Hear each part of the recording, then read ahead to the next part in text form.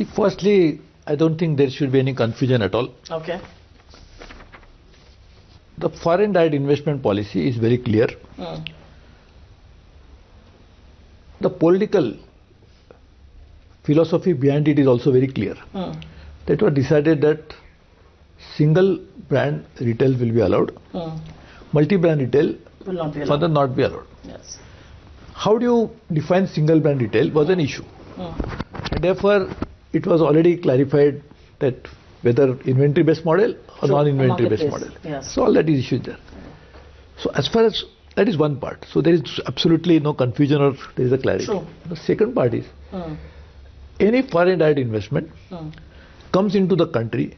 So you can never forget the ethos in which it comes and it operates. So you can't forget the milieu. So therefore, in India there are millions and millions of retailers who have some issues. But it's not that there is any conflict between the domestic interest and the foreign direct investment. We are very clear that policy should govern the foreign direct investment.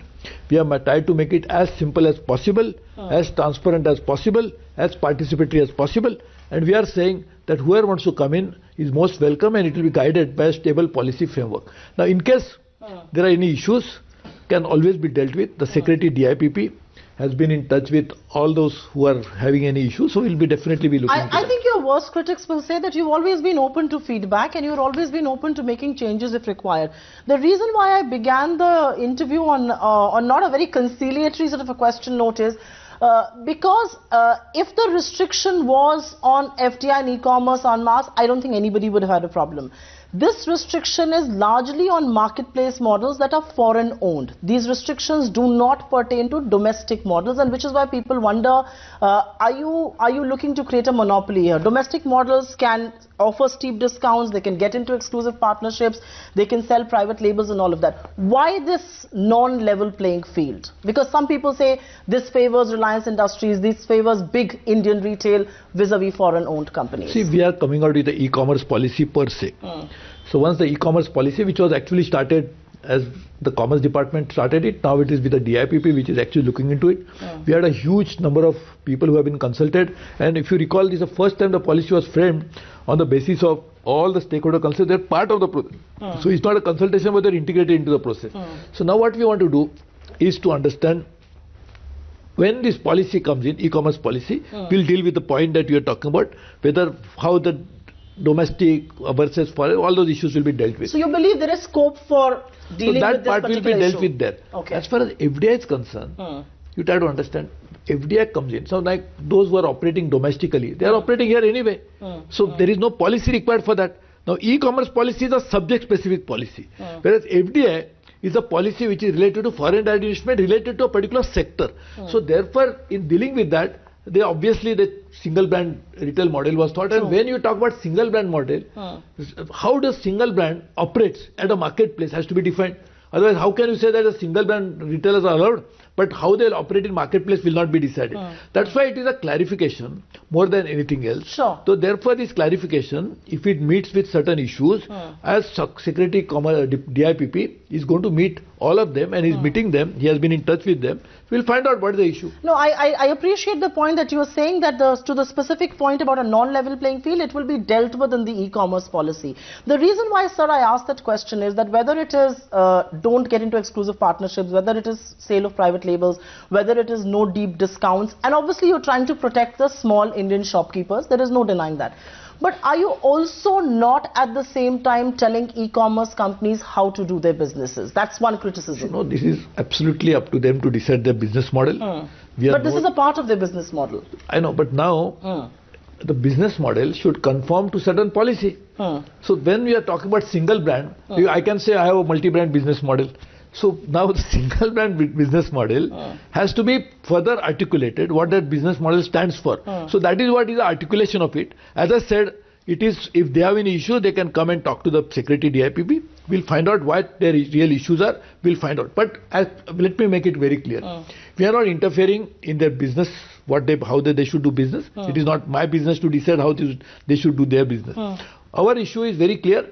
It's a hands-off relationship with business of all kinds, whether domestic or international. Our issue is very clear that as a as a implementer of the frame policy of FDI, we should just finding out whether the clarification was needed, and there are a lot of representation that you issue the clarification. That's all. No, I think a clarification is always good. You try and end the grey zone, you try and make it black and white. A clarification is always welcome, it is good. I will insist upon asking that question, and I may word it a little differently. When you say no exclusive deals, why not allow exclusive deals? Why should people not have the choice to exclusively sell at certain platforms? I mean, are you not denying the consumers the opportunity of deep discounts as well? And which is why I said, why get into business practices like these? See, firstly, as you correctly pointed out in the beginning itself, there are trade-offs between foreign investment and the milieu in which they operate domestically. Second is the consumer interest, as well as those who are in that business, their interest. So that trade-offs had to be properly worked out. Now this particular one, as I said, let them come and talk to the ministry. Let us find out what their issues are actually. Because in our opinion, this policy is very clear. But if there are any issues involved, we'll find out. Mr. Prabhu, one question that I want to ask you is that this clarification, which I think is a good thing, any clarification is good, has come in at a time when, a $16 billion largest e-commerce deal in the world has happened in India between Walmart and Flipkart. Amazon has committed about $5 billion to the Indian market. Will policy clarifications like these, even though they may be welcome and they may end speculation, not force companies to change their business models? Actually, I'm very sure once they meet the secretary and the clarification is whatever their issues are, they discuss with them, they will understand that we are for FDI into India. In fact, I'll just give you the number. We got $61.85 billion, almost $62 billion of FDI. And we are now targeting $100 billion for which we have prepared a plan which company can invest, what we can do. So if we are really for foreign investment and we are really getting it in large numbers, so we are happy about it. And we like to assure all the foreign investors and domestic investors that we'll have a stable policy, which will have a clear policy, which will have a transparent policy. We have a long-term policy so that people will understand properly. Sometimes people themselves, the investors themselves say, if we have clarification, if you have clarity, that helps us. So that is what it is all about. Mr. Prabhu, you're not just a minister and you're not just a minister of two very important portfolios, you're also a trained and a qualified CA, and I think it's only fair that I ask you that question, that when policies like these come, and our experience in the past has been that people find loopholes, people find ways to circumvent policies like these. Do you not believe that when you say private labels should not be sold, do you not believe this is going to give rise to more convoluted ownership structures? People may have indirect subsidiaries and things like that. And is that something that you have in mind when you craft a policy like this? Actually, I'll just repeat that because this is something which are presuming that it will lead to that. I think once they meet the secretary, that whichever company feels aggrieved by this, it is an ongoing process. They can come and meet the secretary to seek clarification about what it is. And I will tell you, the bottom line is very clear. We are not going to interfere within the business dealings of others, whether it's domestic or whether it's a small retailer, we don't want to interfere in his business, whether it is a long business. Only thing we want to do is that obviously and for sure, we want to also protect the small retailers in India. That is a part of a public policy. I don't think anywhere in the world you will find a public policy which says that public policy by definition is for public, for a large number of people. It's for public good. So we cannot say that we'll harm their interest. That is not our intention at all.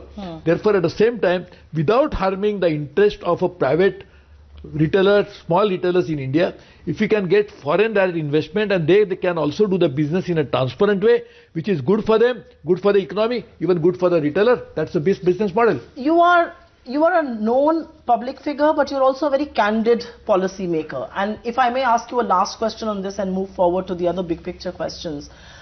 How tough is the trade-off between what is your core vote base, domestic incumbents, small shopkeepers, vis-a-vis what you're trying to do on the global arena front? You're trying to attract more dollars, ease of doing business is something that you've spearheaded a lot. How tough is that trade-off? It's always a tough thing. See, all trade-offs, the word trade-off comes from trade, I think. Because when originally that word must have come from trade. True. So whenever you are doing trade and then we want to do in the trade a trade-off, it's always a very difficult thing to do, obviously. Because, see, I'll tell you, for example, we are importing pulses in a large quantity in India because we are always a net importer of pulses. We never could imagine that pulses will be such a large production in India, thanks to our Prime Minister, that now we'll stop import of pulses.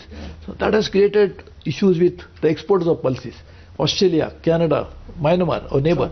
So we have been explaining to them, this is the situation. So they also, over a period of time, understand. So what I'm saying is, this kind of situations will keep cropping up because we are living in a moment of great uncertainty.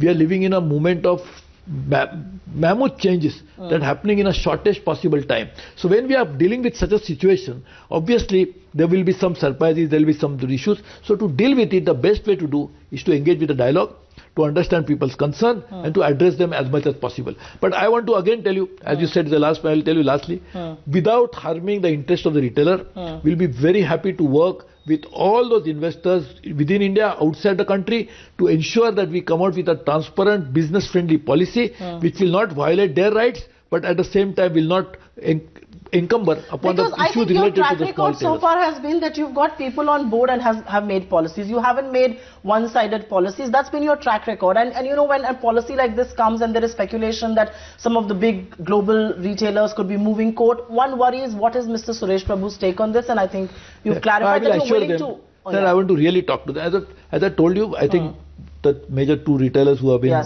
talking about it, both are in touch with our secretary, DIPP. One of them had called him, one of them was going to call on him. I think I'm not sure what actually exact status of that. But secretary DIPP will be actively involved in talking to them and understanding from them. And as I told you, once they meet each other, they will understand. Sometimes what you see and then sometimes what you believe is two different things. So I think we should try to work. This should soothe a lot of frayed nerves. But talking about times of uncertainty and frayed nerves, you have obviously taken a very active stance on this as far as the angel tax is concerned.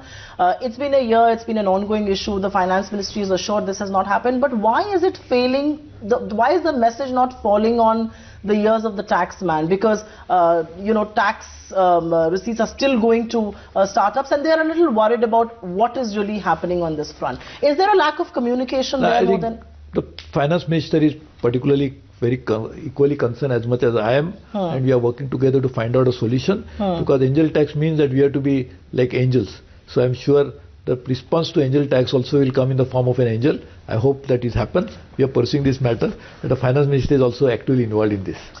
One last question on the e-commerce space before I move forward. I think a regulator is in the realm. You are in favor of a regulator. Why do you think the sector needs a regulator? Because many people believe regulation sometimes mars a sector that has a lot of startups, that has a lot of, you know, young entrepreneurs.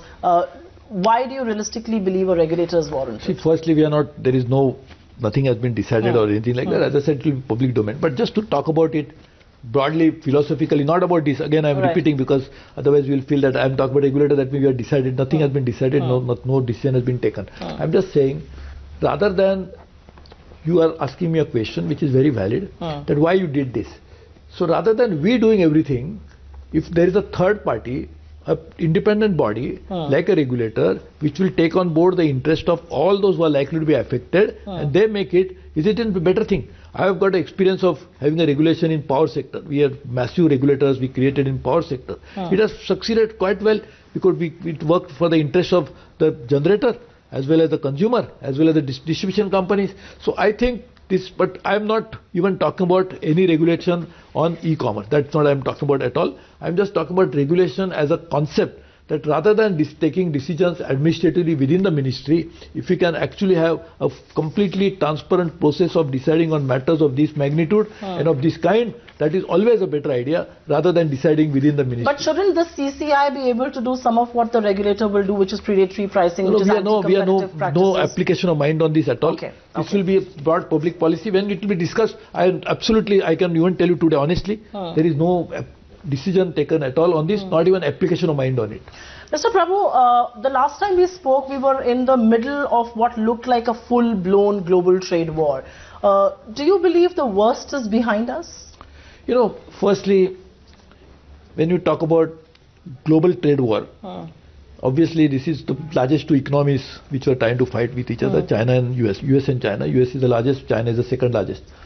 As far as we are concerned, we have maintained from the very beginning that a solution to trade issues should come in the form of a very organized structure. And since we have a WTO, we should try to deal with this through a WTO mechanism. And what we did not just say this publicly and just left it at that. True. In November 2017, the failure of accomplishing anything in Buenos Aires as a WTO ministerial, we called immediately, within less than 3 months, a meeting in New Delhi for mini ministerial, which was attended by 53 countries. Highest ever attendance for any mini ministerial any time in the past or probably in the future. And there we decided that we must chart out a plan of action and try to take it forward. Now, I am working on preparing an agenda for WTO, which will ensure that WTO will become revitalized, become more efficient, more effective, rather than becoming just as an organization but not able to function and try to accomplish anything. So we are working on that already. So India has been at the forefront of ensuring that global trade, the world trading order actually becomes more transparent and efficient. So we are working on that. As far as this war between two countries, I think they are still talking, and I hope best for both of them. In fact, like we always believe. When I went UK trade minister, I was telling Mr. Fox, I was telling him that we really wish that your divorce becomes very happy so that we can marry again. A happy divorce there and a happy ending to this. We'll be able to marry with each other, because we wanted to talk about whether UK and India can think about a more bilateral sort of a relationship. Trade pact. And that's the ET.